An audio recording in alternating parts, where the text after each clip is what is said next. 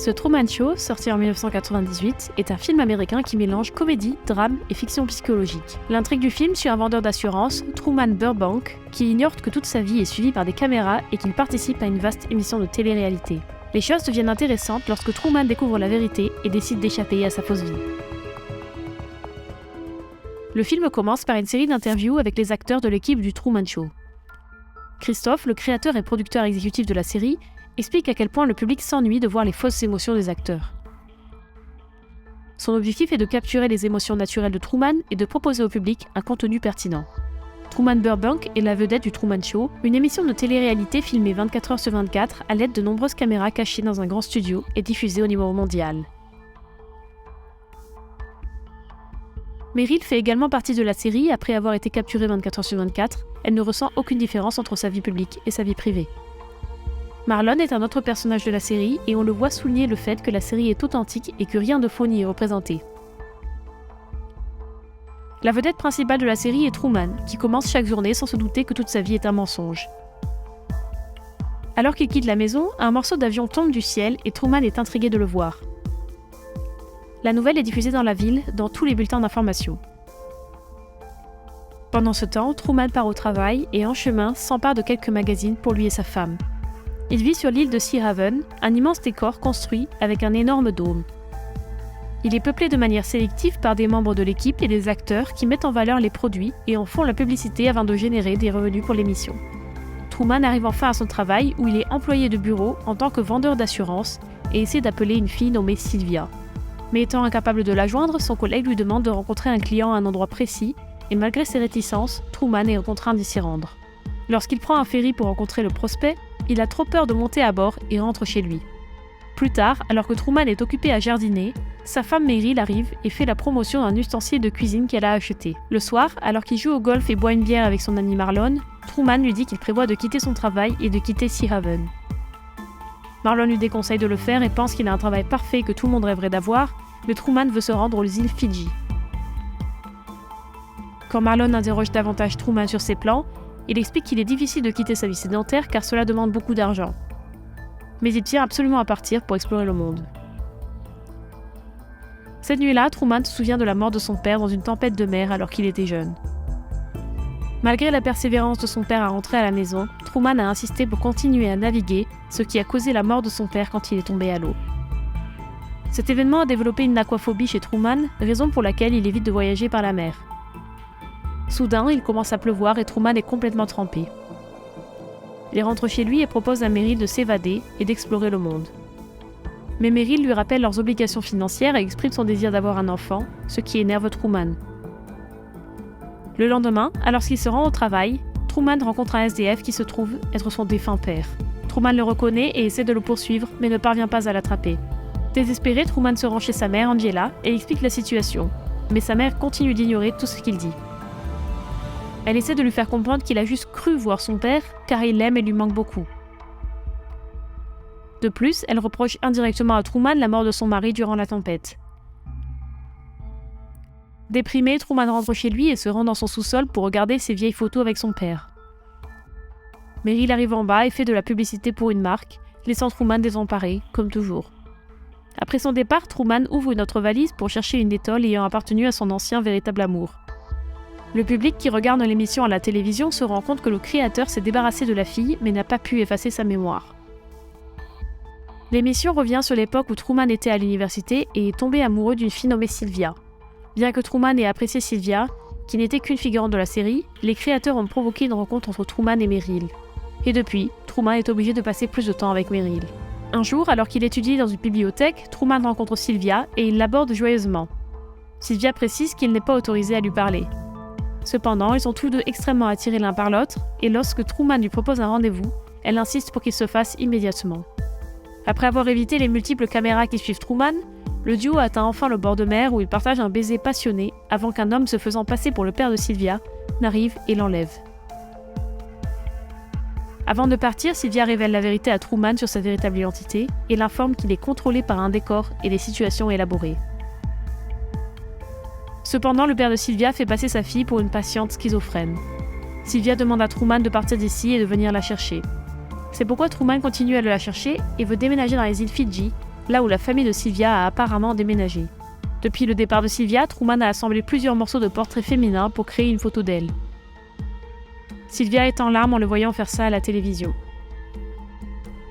Le lendemain, alors que Truman se rend au bureau, il découvre une station de radio qui décrit précisément ses déplacements, ce qui rend Truman extrêmement méfiant. Il commence à remarquer les choses qui l'entourent de plus en plus vivement et semble assez perplexe. Le créateur de l'émission ne peut pas prédire entièrement les mouvements de Truman, et quand il ne réagit pas comme prévu, la ville scriptée s'en trouve chamboulée, et c'est à Christophe de gérer la situation. En pensant qu'il est suivi, Truman va rencontrer Marlon dans sa boutique et lui explique toute la situation. Il dit à Marlon qu'il pense que son père est vivant car ils n'ont jamais retrouvé son cadavre. De plus, lorsqu'il est imprévisible, les choses autour de lui commencent à agir bizarrement. Marlon essaie de lui dire qu'il est paranoïaque et quand Truman lui demande de quitter la ville avec lui, Marlon refuse. Plus tard dans la nuit, alors que Truman regarde son album de famille avec sa mère et sa femme, sa mère ne cesse de lui laisser entendre qu'elle veut un petit enfant. Lorsque Meryl et Angela s'en vont, Truman remarque que Meryl croise les doigts sur leur photo de mariage, laissant Truman perplexe. Le lendemain matin, lorsque Meryl part pour l'opération qu'elle doit effectuer à l'hôpital, Truman la suit et se faufile à l'intérieur. Malgré de nombreux obstacles, il regarde secrètement Meryl pour voir si elle est vraiment en train d'opérer. Meryl n'a pas d'autre choix que de lui faire croire qu'elle est réellement en train de pratiquer l'opération. Truman se rend ensuite dans une agence de voyage pour réserver un vol à destination des Fidji. L'agent de voyage l'informe qu'il n'y a pas de vol actuellement pendant un mois. Truman décide donc de monter à bord d'un bus qui tombe comme par hasard en panne lorsqu'il y prend place. Plus tard, quand Meryl rentre chez elle, elle trouve Truman dans sa voiture. Truman lui a demandé de rentrer et lui montre les mouvements prédictifs des gens comme s'il suivait une boucle. Le voyant bouleversé, Meryl le convainc d'économiser pendant quelques mois puis de planifier un voyage aux Fidji. Mais Truman tient à partir immédiatement et l'enferme dans la voiture pour se rendre aux Fidji par la route. Mais comme prévu, toutes les routes menant à la sortie de Sea Haven sont bloquées par des embouteillages. Truman décide d'employer un subterfuge et d'aller à la Nouvelle-Orléans à la place. Soudain, toutes les routes s'éclaircissent et ils finissent sur un pont au-dessus de l'eau. Meryl le convainc qu'il ne peut pas conduire au-dessus de l'eau à cause de son aquaphobie. Truman ferme les yeux et force Meryl à tenir le volant. Enfin, le duo traverse le pont, mais avant de pouvoir aller plus loin, ils sont arrêtés par une équipe d'urgence bloquant la route qui informe Truman d'une fuite de gaz et lui demande de faire marche arrière. Toutefois, Truman se rend compte que l'officier s'est adressé à lui par son nom. Il sort donc immédiatement de sa voiture et traverse la barrière, mais il finit par se faire attraper quand même. Plus tard, des agents de police raccompagnent Meryl et Truman chez eux. Alors que Truman est tendu et dans une situation délicate, Meryl tente de faire la publicité pour un produit. Truman réalise que Meryl fait partie du complot et la menace avec un couteau. Meryl a peur et sort de son personnage pour demander de l'aide. C'est alors que Marlon arrive pour aider à calmer la situation.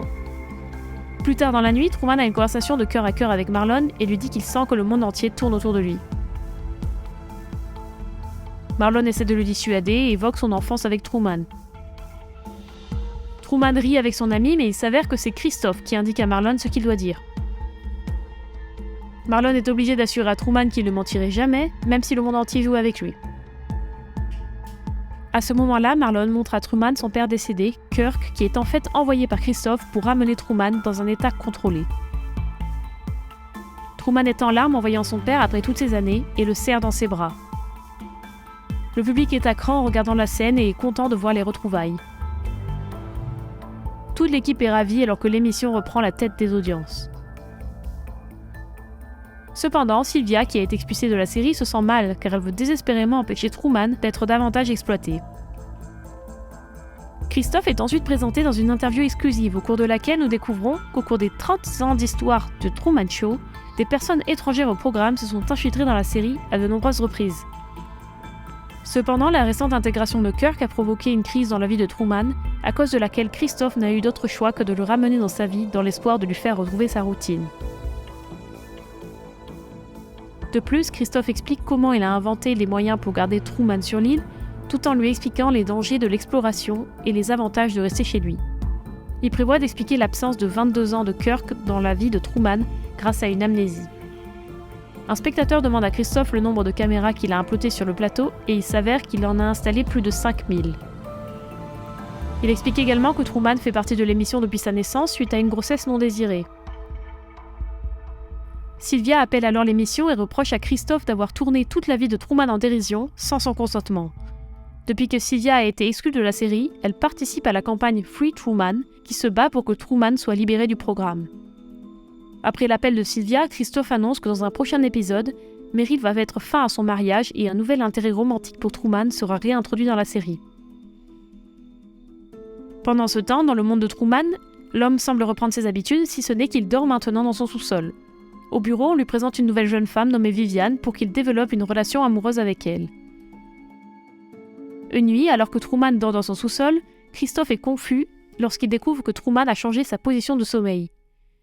L'équipage informe Christophe que depuis le départ de Meryl, Truman dort au sous-sol. Cependant, l'équipe ne peut pas le voir clairement la nuit en raison de l'obstruction des caméras. Christophe sent que quelque chose ne va pas et envoie rapidement Marlon chez Truman pour voir comment il va. Marlon découvre que Truman a disparu dans un tunnel creusé dans son sous-sol et l'annonce involontairement devant la caméra, obligeant Christophe à suspendre temporairement la diffusion pour la première fois de son histoire. Le chaos règne partout, en particulier dans le centre de contrôle de Christophe. Il ordonne à tous les figurants de la série de rechercher Truman. Alors qu'il est toujours introuvable, Christophe est obligé de rompre le cycle jour-nuit de la production pour améliorer la recherche. Les organisateurs de l'émission s'inquiètent d'entendre des rumeurs circuler sur la mort de Truman, après quoi les investisseurs persistent à retirer leur argent de l'émission. Tout à coup, Christophe se rend compte qu'il n'a pas surveillé la mer. Alors que des caméras sont braquées sur le rivage et le port, Christophe découvre Truman en train de naviguer loin de Sea Haven sur un petit bateau, ayant vaincu sa phobie de l'eau. Il reprend rapidement la transmission, et le public est ravi de voir Truman revenir à l'écran. Sylvia n'arrête pas de sourire en voyant Truman tenter de s'échapper. Ne parvenant pas à trouver un ferry à proximité du bateau de Truman, Christophe accède donc au programme météo et ordonne de localiser une tempête au-dessus du bateau de Truman dans l'espoir de le ramener sur l'île. Cependant, Truman ne fait pas demi-tour. Christophe intensifie la tempête, le faisant presque se noyer. Malgré les réticences de l'équipe, Christophe ne cesse d'aggraver la tempête, compliquant de plus en plus la stabilisation du bateau de Truman. Mais ce dernier n'abandonne pas. En voyant sa résilience, Christophe met fin à la tempête et Truman continue de naviguer. Soudain, le bateau de Truman heurte le mur du décor. Truman continue de frapper le mur et découvre enfin un escalier à proximité menant à une porte. Alors que Truman ouvre la porte de sortie, Christophe s'adresse à lui directement par le biais d'un haut-parleur et se présente, lui révélant la vérité sur sa vie et la série. Truman se sent bouleversé alors qu'il s'apprête à partir. Christophe le convainc de rester dans son monde, le mettant en garde contre le monde trompeur qui se trouve à l'extérieur. Truman réfléchit un instant et prononce sa phrase préférée. Au cas où on ne se reverrait pas d'ici là, bon après-midi, bonne soirée et bonne nuit. Et quitte enfin la série. Sylvia se précipite à sa rencontre et le public est impatient de voir Truman s'échapper. Christophe est bouleversé et les organisateurs de l'émission mettent fin au programme avec un plan sur la porte de sortie ouverte. Le film se termine sous les acclamations du public suite au départ de Truman, mais peu de temps après, ils se sont lassés et se demandent ce qu'ils devraient ensuite regarder. C'est tout pour cette vidéo. N'hésitez pas à partager vos réflexions sur le film dans les commentaires et n'oubliez pas d'aimer et de vous abonner, cela nous aide tout particulièrement. À la prochaine, ciao!